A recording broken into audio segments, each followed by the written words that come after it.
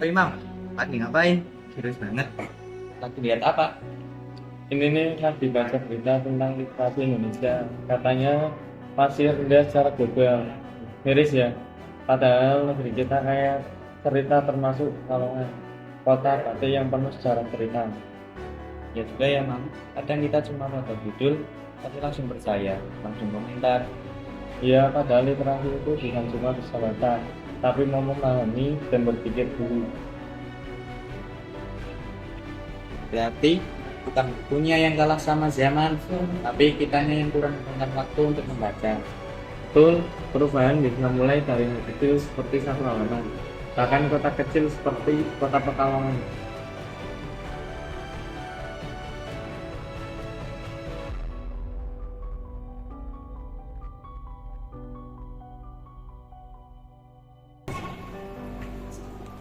Hei kalian di perpustakaan kok malah ngobrol bahwa cari buku yuk, jangan cuma rekam buku doang. Eh,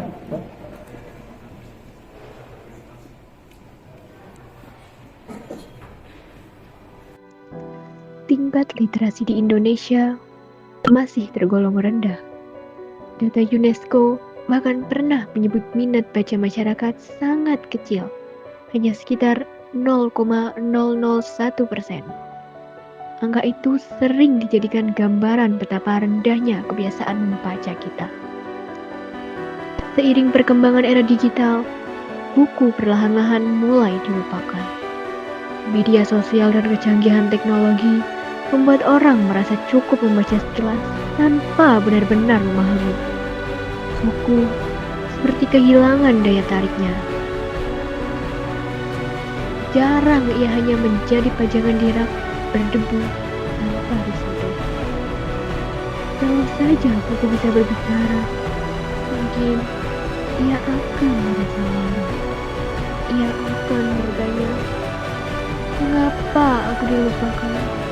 Padahal aku menyimpan banyak pengetahuan. Ia akan berbisik pelan. Aku tak pernah meminta banyak. Aku hanya ingin dibuka dan dibaca.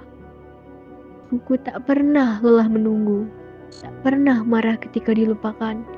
Ia tetap diam di sudut ruangan, setia menyimpan ilmu, pengalaman, dan mimpi-mimpi yang belum sempat kita temukan.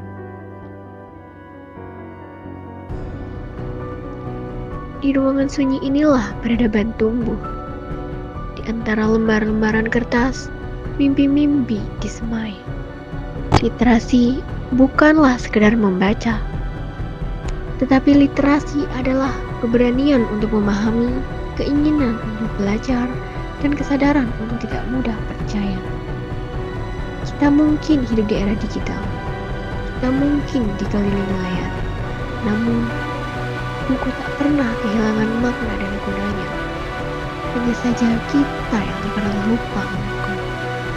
Bayangkan, jika setiap hari kita meluangkan 10 menit saja untuk membaca. Bayangkan, jika sebelum membagikan berita, kita memilih untuk memahami terlebih dahulu. Perubahan besar tidak lahir dari langkah yang besar, namun ia lahir dari kebiasaan kecil yang dilakukan bersama. Hari ini kita bisa memilih terus lewat begitu saja, atau berhenti sejenak, membuka halaman pertama dan mulai membaca. Karena masa depan Indonesia tidak hanya ditentukan oleh teknologi semata, tetapi juga oleh generasi yang gemar membaca dan berpikir. Mari tingkatkan literasi, mulai dari satu halaman, mulai dari satu buku, mulai dari hari ini.